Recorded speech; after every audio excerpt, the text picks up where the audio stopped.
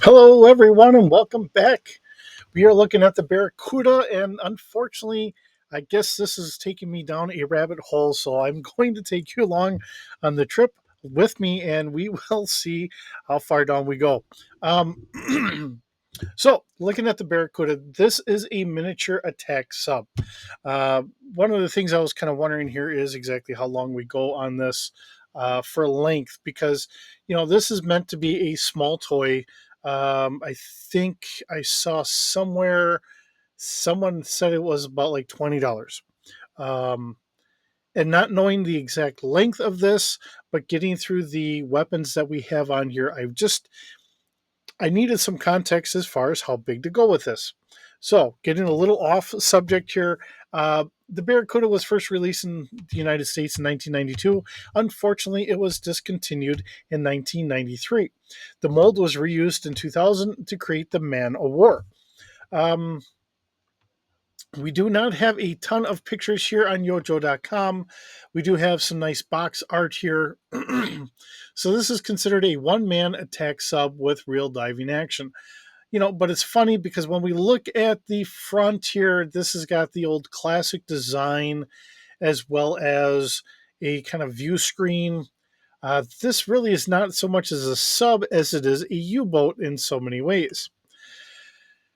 But trying to get through to this and seeing what we all have here. So we do have three top long range missiles as well as two torpedoes. Now, these are three torpedoes, all the same missiles, but it is being listed as three missiles in the back as well as two torpedoes in the front, which then adds to the question, how long should we make this? Which is where the whole rabbit hole of all of this really started going on. So we do see where this is kind of broadened out here, and we do have some. I didn't add anything in here, but some extra bumpers here to kind of maybe cut into some other wiring or something else here. In G I Joe terms, they might say that is really more for cutting into like Cobra vehicles, maybe like the Moray or whatever. Um, but just kind of working at this, we do have the two torpedoes here and one torpedo to launch in the back, but it is listed as three torpedoes in all. So going along that and then kind of going farther in, still not fully certain how big this should be. This really looks like it's not really meant much for a figure, or maybe the figure just lays down in here like what we've seen on some of the other vehicles. But adding in some of the other parts, well, I guess actually they do sit up here. Um, it's really kind of just taking me down that rabbit hole, like I had mentioned here. Um, so then we do have some easily lost or broken pieces. We have missiles that are often missing, and the antenna can be broken off or bent easily. Some variations of Barracuda have a blue top half and a black bottom half, while others have a black top half and a blue bottom half. Um, so we go from there, and then we'll kind of get into this. Uh, it's a wonderful design, but before we get into the D6, we're going to get into some midget subs, which is what I was trying to go at, just as a reference here. Just trying to get a reference so we can kind of do this and hopefully do this right. All right, so looking at midget submarines now, I've got Wikipedia here as well as another one for the STM 500 attack submarine that's being produced by Turkey. Um, so, trying to get into this to really understand a little bit more for the submarines themselves. Wanting to make this a little bit more of an actual vehicle instead of just a little toy for a one man kind of vehicle. Um, Even just to get my head around how big are we really going to need, because the silly rabbit hole I was going into is really just wanting to know how long I should really make this. I could just throw out a number, which I've done in so many different instances. um, but for once I really wanted to know about where we really needed to be. So just kind of skimming through. Midget submarines is a submarine under 150 tons. typically created and operated by a crew of one or two, but sometimes up to six or nine, which is exactly what we're looking for. We're looking for a small sub, you know, one, two, maybe six people. I think that would be good because then we could get Joes in, kind of like what we do with the Navy SEALs. We can get the Joes into an area, get them unloaded off to where they need to go, and then on to their mission. So just kind of taking a little bit here and a little bit there. Um, for some of the armament, um, typically we have torpedoes and mines in the form, for example, detachable side loads, which was the interesting thing because we do have some pictures of some subs that actually have a side mounted torpedo, which we can have a little bit of fun with this and say that we've got enough for maybe the two torpedoes in the front and then the four missiles in the back. um there are three missiles in the back, I should say. Really trying to get it so that way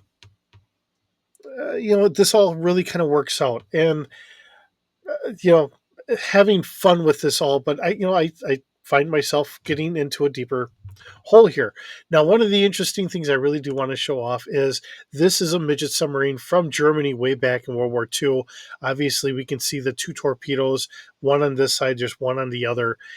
And this is a perfect size in a lot of regards. This is relatively small, um, able to get the job done. Actually, this is a bigger one, which the top looks a little bit more like what we're seeing in the toy. So just taking it from here, and this is a torpedo. That's a large torpedo. That's you know, and this is what we would call more of a submersible, but it is still a sub. This is a scientific sub. I didn't get this far in, but here another small little midget sub. Um, but really, it was still that big question in my mind: how big are we really looking at? So, spending a little bit of time here, just trying to get into that. I wasn't trying to get into all the different types of subs. I'm just looking for really how fast are they. Like 7 knots on the surface, but 4.5 knots submerged. The length was really the biggest thing I was trying to get after. So it's just kind of bouncing around. And then I come across this, which is for it's a 42-meter long submarine. The width is 4.2 meters. And I believe that this is for a crew of, what is it, 18? Somewhere in that neighborhood. And it can go 18 knots. I believe that's going to be on surface, and then 5 knots underwater. So hopefully I put that in there that way. Maybe I just left it at 18 knots or something like that. Yes, it's for a crew of 18 for 30 days. It can be with depths more than 250 meters. Still a small sub. This is a little bit bigger than what I really wanted. I didn't want one that's 42 meters long, so I'm going with a smaller sub. Just trying to have fun with it. So then we get into what I've created. So, wanting to take you down this little bit of a rabbit hole, just trying to get speeds and all that, because it's really what makes Joe vehicles, right? I mean, we want to know some of those uh, bolts and nooks and crannies about the vehicle, which is what makes it for the Joes kind of an experimental, whether it reaches actual military. All right, so let's actually look at the D6 stats after futzing around and trying to get to this point here. So this is a compact submarine. It's going to be at speed or scale. It's 12 meters long, so that's the length I really kind of stuck with. We have a crew of one and three passengers. Um, Cargo capacity is going to be 30 kilograms, and we can go up to 20 knots or 37 kilometers an hour. It has a maneuverability of 1D, and a body strength of 3D. Sensors, because this is underwater and it's actually going to have a little bit of sensors, so we can passively go out to about be 500 meters at a 0D bonus, scanning out to a kilometer at a 1D bonus, search out to 1.5 kilometers at a 2D bonus, and a focus search out to 2 kilometers at a 3D bonus. We do have our anti ship torpedoes, and we have 3 missiles. Actually, the anti ship torpedoes should be 2. Because we do have 2 tubes for the missiles or for our torpedoes. So I kind of goofed up on that one. So we do have, they're all front facing, Walker scale to really take out those ships. Damage is going to be a 5D. And actually, I suppose that should be almost a 70, but it is at Walker scale. Three missiles. Now, this again is at speeder scale. Fire control is 3D plus 1. Uh, it can have a maximum range of 5 kilometers, something to try and get out there to try and help assist the Joes if they needed to. These are going to be more surface missiles. It's going to be launched out of the back, surface missiles, and it has a 7D per missile. And because it's actually on here, we do have 2 laser cannons, or twin laser cannons, uh, front facing, speeder scale, fire control of 2D, and it has a 7D damage. Not a lot of stats here for all the work and everything else that I kind of put into in the background, but that's just the fun of it sometimes. Trying to get everything in how it really should be. Just trying to make sure that we're hitting things correctly. Sometimes I can cheat and I can use, because I know at some point we do have the Humvee, and I don't remember what they call it. But the Joes have something like the Humvee, so I can actually grab a Humvee for some generic stats to say, yes, it can go this speed and everything else from one of the other game systems that's actually got some of that stuff. So being able to share stuff from one to another when it's just the general nuts and bolts of what goes on in a vehicle is great. Uh, so this does make it a little bit bigger than a one-man attack sub. The fact that, yes, it can be operated by one man, but it can hold 3 extra Joes in there to try and insert them into an area is really beneficial. It allows us that flexibility. We can do it as a one-man vehicle, but we also have that flexibility to pick up a couple Joes to get them out of harm's way or to drop them off into a mission area.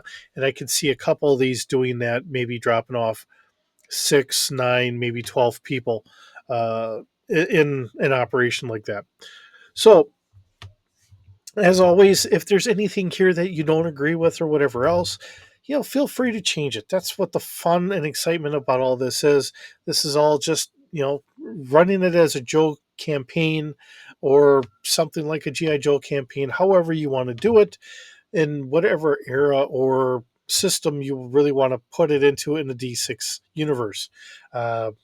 If you want to keep it just strictly as a G I Joe, fine. If you want to bring it into like uh, a Star Wars or even like a BattleTech with me doing a BattleTech or something like that, that stuff's all fine too. It's just your imagination and the adventures you guys come up with, and that's all that's really important. It's fun trying to come up with this stuff so that way it's all here for you, and that's why we do it. At some point, I know I'm going to be using these stats for my own games, which at the moment is just that me and my friends are a little on the busy side to try and get together as much as we want, but we'll get there again. And when we do, we'll have a good base of information to kind of go off of for whatever campaigns we run, and we'll go from there. So, with that, thanks for visiting. Thanks for stopping by. It's always wonderful having you here. Hope you're doing well, and I will see you in the next video.